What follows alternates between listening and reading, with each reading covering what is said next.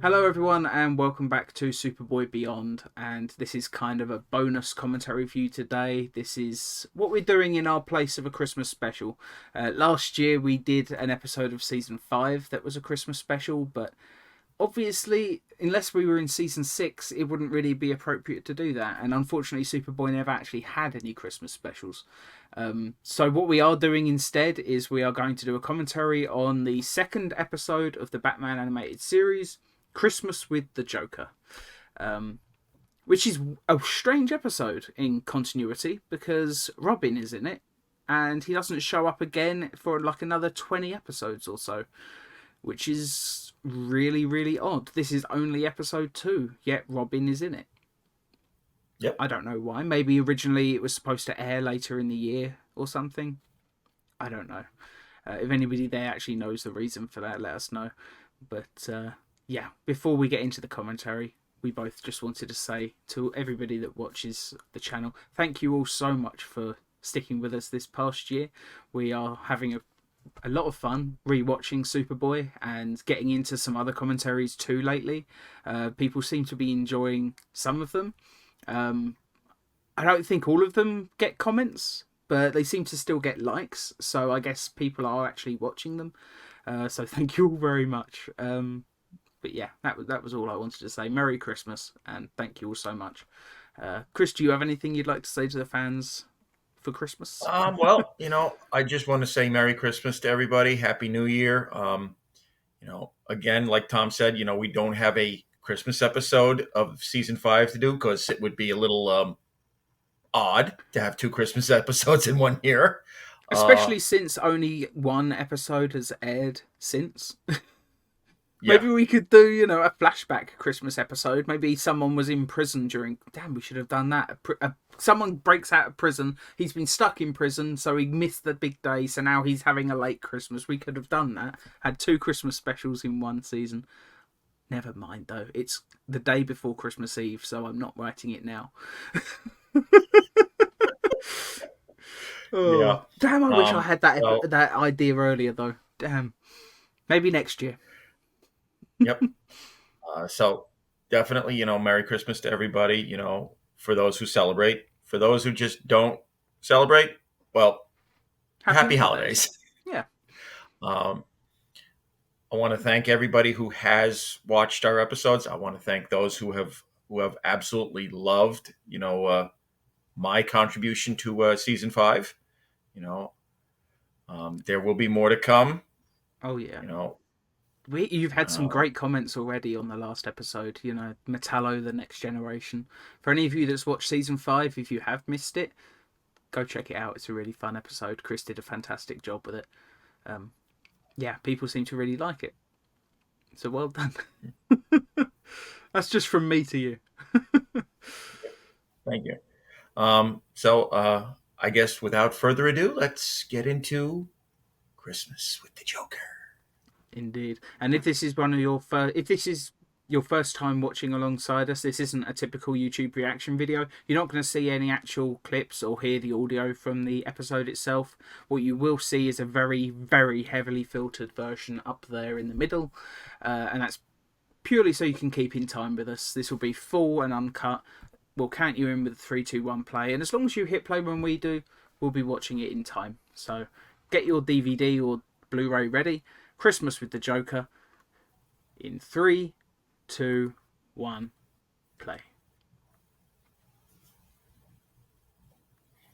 It's funny, I'm looking at my Christmas with the Joker copy, and this copy I've got listed as episode 38, yet I watched it on Netflix just the other day and it was season 1, episode 2, so I guess episode 38 is when this was supposed to air. Not quite sure why there's a difference there, but there you go.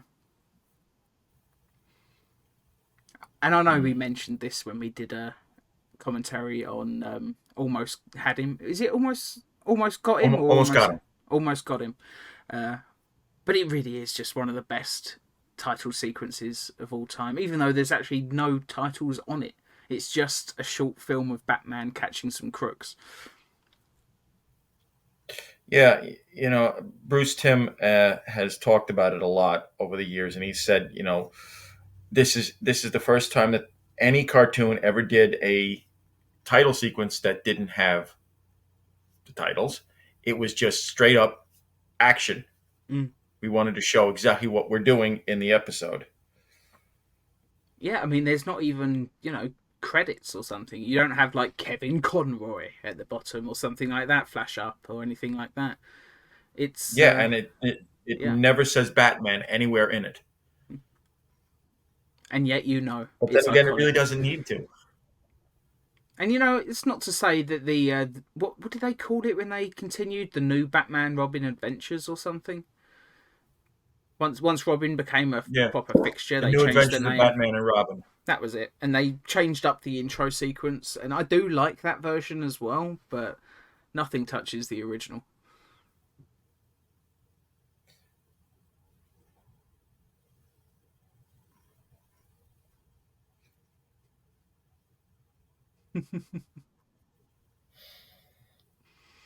Oh, I love this episode. Just Joker flying away on a flying Christmas tree. I just love that. And just the fact that he starts the episode off singing the old variation on Jingle Bells. Oh yes. But yeah, I guess if this episode was on Netflix as episode 38, as I guess it's supposed to be, instead of episode 2, the Robin cameo would fit in so much better.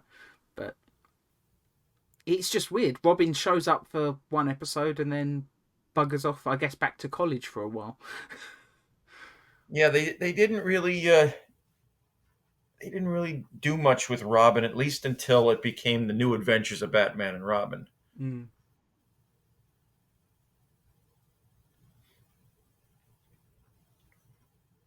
And I always loved Robin in the animated series. But I mean, I was always a Robin fan anyway. Even like growing up watching Adam West and stuff. Like I loved Burt Ward. I thought he was just the coolest. And they have a really great version of Robin in this. Yeah, their version of Robin is played by longtime voice actor Lauren Lester. Mm. What I know about him is he was very prolific during the 1980s. He did characters on GI Joe. He did characters on Defenders of the Earth. He was, in fact, he was one of the main cast on Defenders of the Earth. That was the Flash Gordon, Phantom, Mandrake, the Magician team I've that they never had in heard the of it, 80s. but it sounds fun though. Yeah. Oh, it was, and he played Flash's teenage son Rick. Hmm. So this Uh, was kind of his thing. He had quite a young voice, so he played yeah. a lot of people younger than himself. It happens all the time. Yep. Let's face And it. How many children has Tara Strong voiced over the years? Most famously, what one um, of the Powerpuff Girls? I can't remember if she voiced Bubbles or Buttercup, or I know she voiced one of them originally. yeah. Another great animated superhero show from my youth. One of those ones though that I don't think a lot of boys watched when I was a kid, just because it's Powerpuff Girls. But it was a really funny show. Really funny show.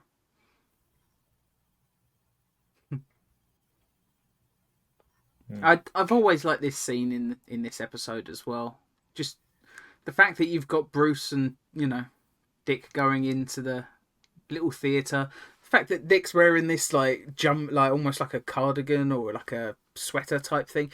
It looks like they've made him look like Burt Ward in the '60s show. He's dressed very similarly. Because Burt Ward always had like a sweater vest or something. Or he always had like that sort of thing, didn't he? Yeah. Although You granted, know. it's You been a know. while since I've seen You know. '66. You saying that you always loved Robin. I'm the same way. I've always been a Dick Grayson fan. You know. And I grew up, on reruns of the Adam West show, and I also grew up on the Super Friends. And Mm. my Robins were Burt Ward and Casey Kasem.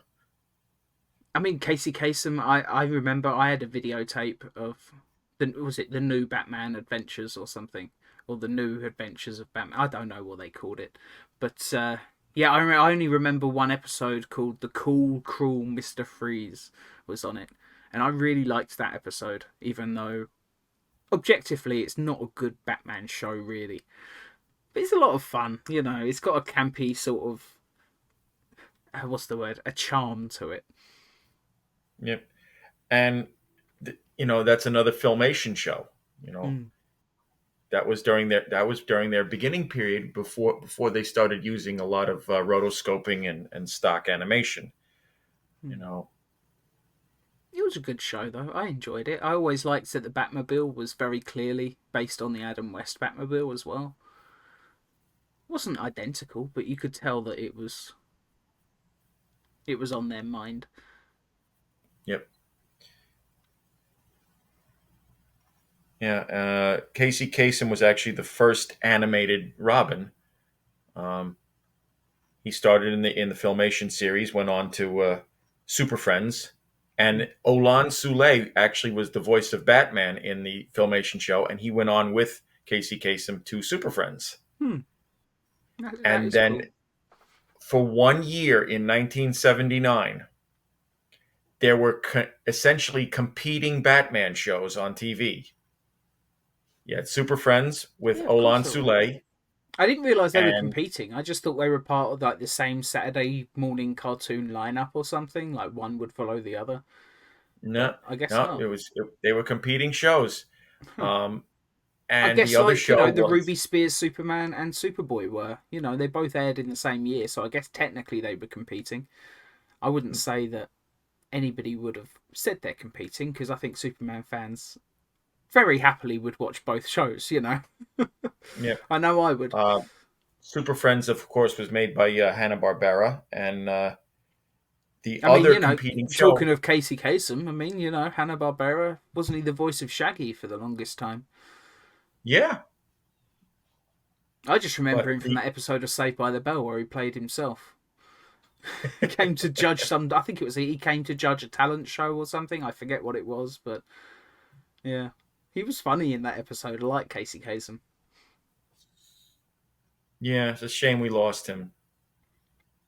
Such a talented man. Yeah, he was mostly known as a radio personality, wasn't he? Wasn't he? Didn't he have a radio show for years and years?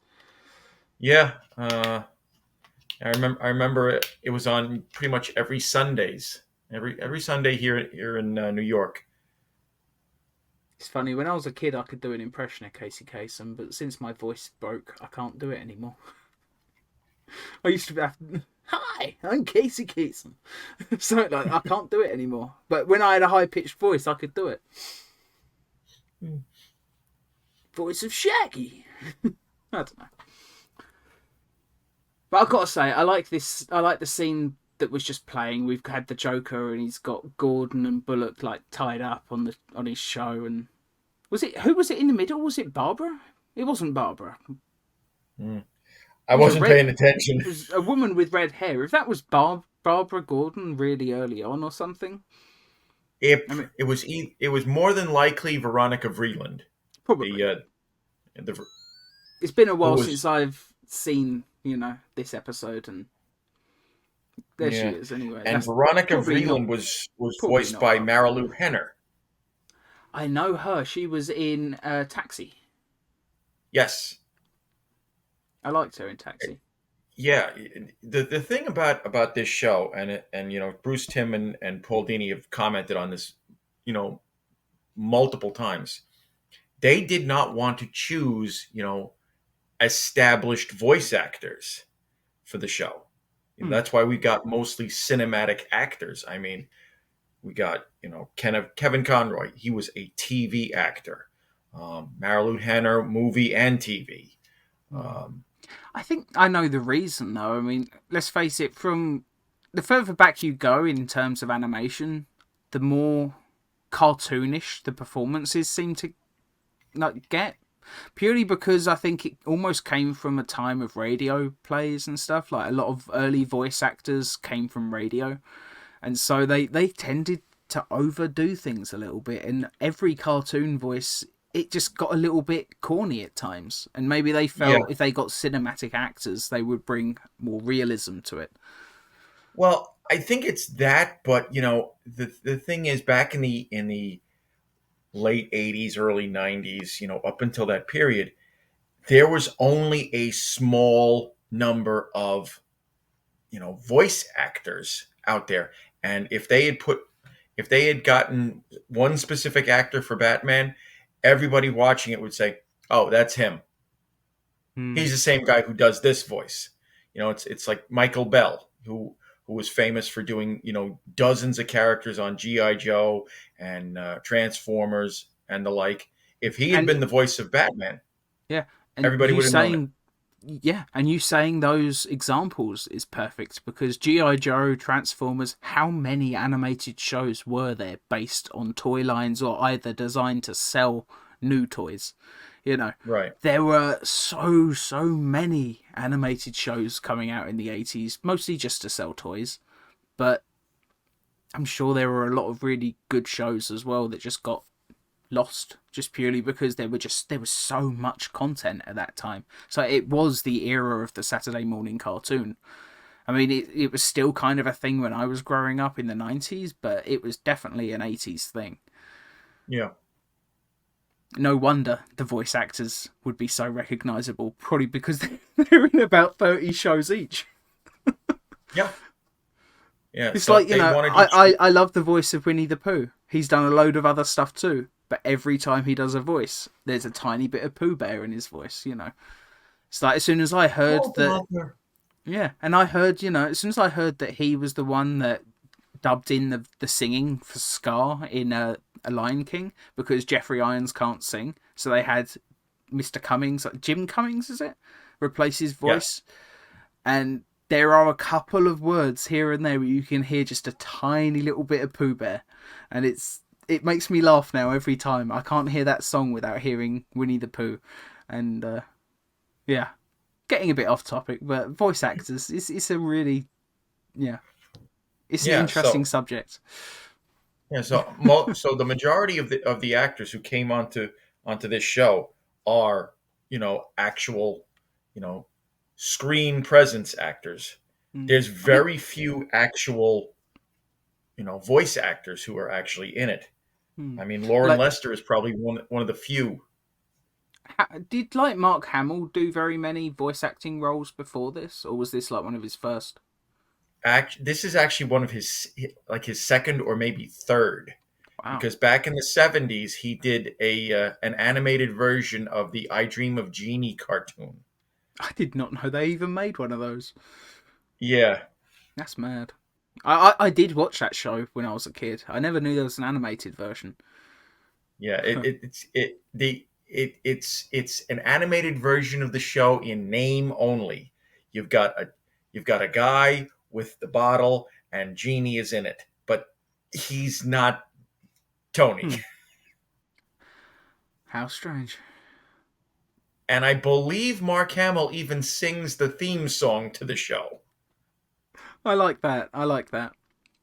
I didn't know if he. I don't. I've never even heard him sing. But let's face it, he's got such vocal range. I'd be very surprised if he Obviously, can't you've never sing. seen the episode of The Simpsons where he's on it. Oh, Luke, be a Jedi tonight. He can't. Yeah, he's not really singing there, though, is he? It's, he says a few little bits almost in sing song, and then he just criticizes the song, saying this song isn't even in the show. I love that episode. It's been so long. Mm. Homer, use the force. The forks. Use the forks. I love it. Mm. Maybe let us know in the comments if you want us to watch a classic Simpsons episode and do a commentary. That could be fun. Or maybe we could do Futurama since that's got all the sci-fi things that we love as well. That could be interesting. Mm. It'd be especially good when we get to the Star Trek influenced episodes. or the Star Trek episode,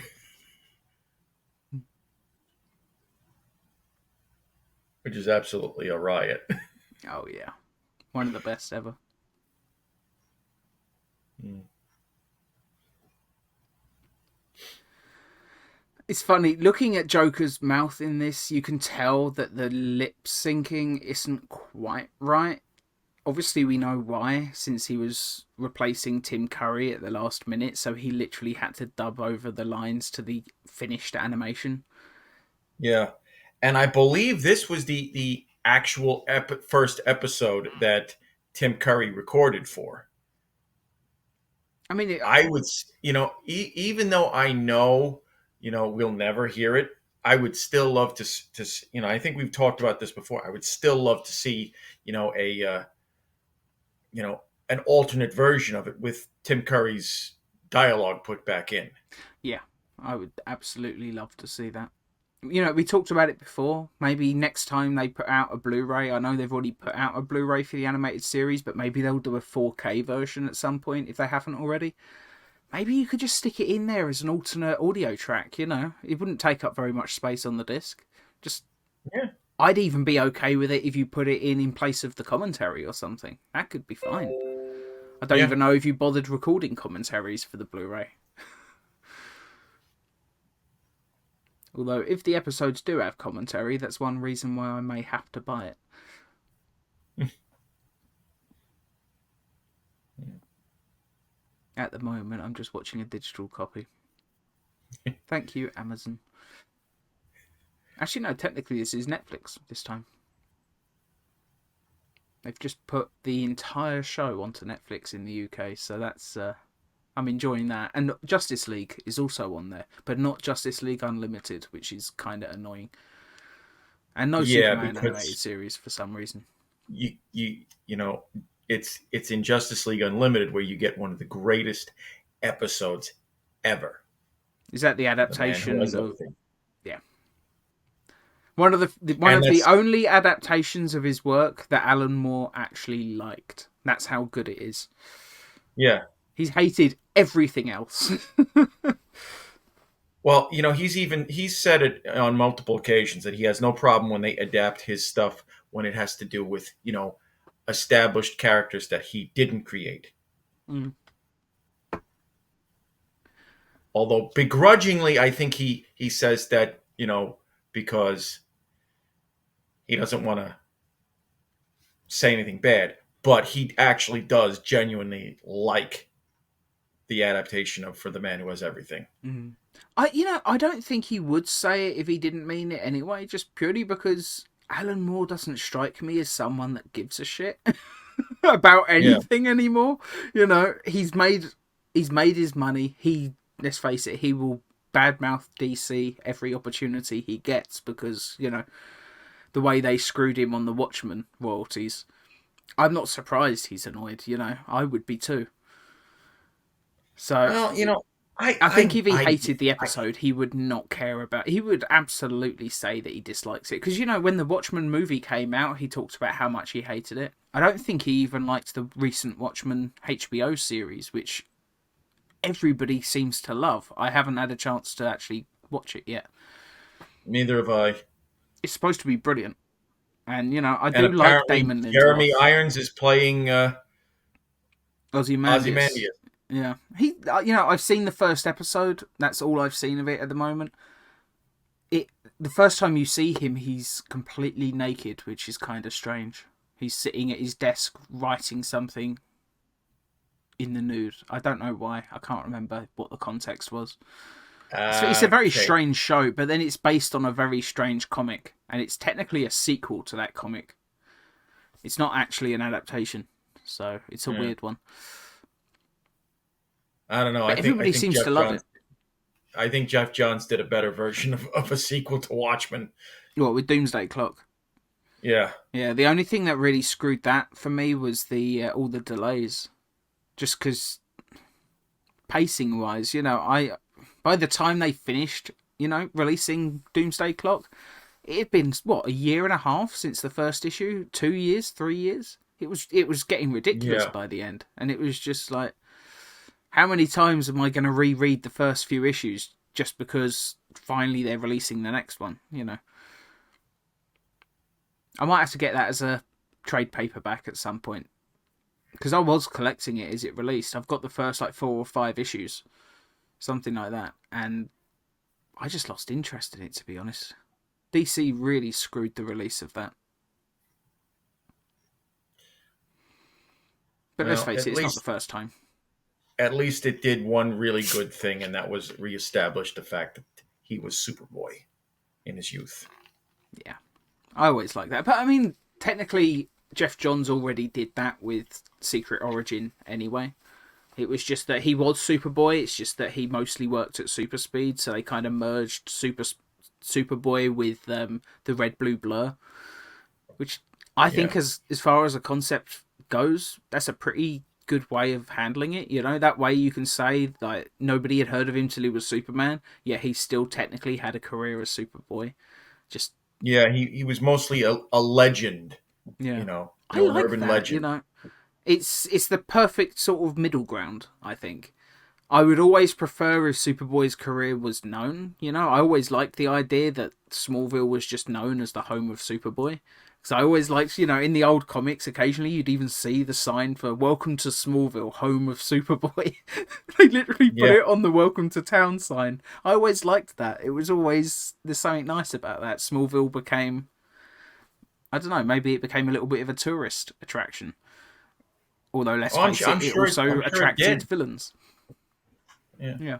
You know, it's I posted this up many years ago. It was a picture of the sign, and it says, "Proof positive in the DC universe that you are about to enter a nice, safe, family-oriented town," or something to that effect. Mm. Yeah. I don't know. I like the humour that the old Superboy comics have. It's almost a slight tongue in cheek. Like, we know it's a little bit silly, but who cares? Come along for the ride, you know? And I would happily go along for the ride every single time. It's why I love the old Superboy comics. It's why when the New Adventures of Superboy comic line came out, why I love that too. That might actually be my favourite Superboy line, although it's probably just because those are the only comics I can afford, so they make up a great deal of my Superboy collection. Because they're more recent, they're And cheaper. yeah, and surprisingly, only one or two issues of that series have ever been reprinted. Well, in like compilations, like best of Superboy. Yep. I know I've got a celebration of 75 years Superboy book. I think there's a story in there from that run, but I can't remember offhand which one it would Yeah, be. I think Maybe there's the one one. with the There's one robot that issue. he built. Yeah, there's one issue in there, and then there was a previous book, "The Greatest Superboy Stories Ever Told." There's one issue in there. I don't know if it's that one I've got, but I've got one of those as well. Like a greatest Superboy collection. Kind of a strange picture on the front cover. Superboy looks a little bit goofy on it, but oh well. Is it just like a bust shot of him? Let me show you. I'll cut this bit out. uh,